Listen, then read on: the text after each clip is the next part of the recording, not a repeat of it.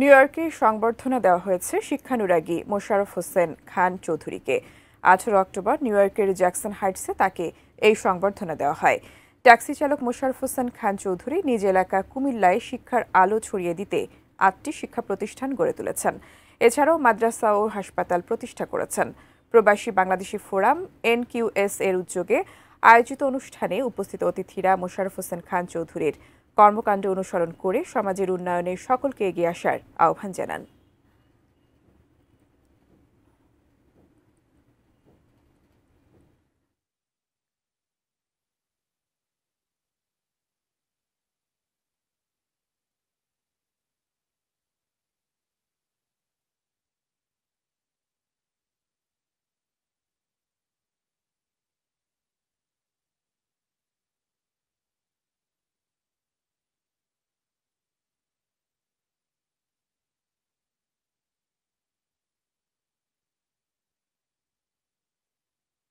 ওইটাই তো দেখা যায়।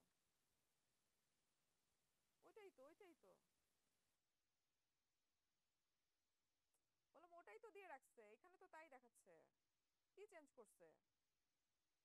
কিছুই তো চেঞ্জ হয় নাই।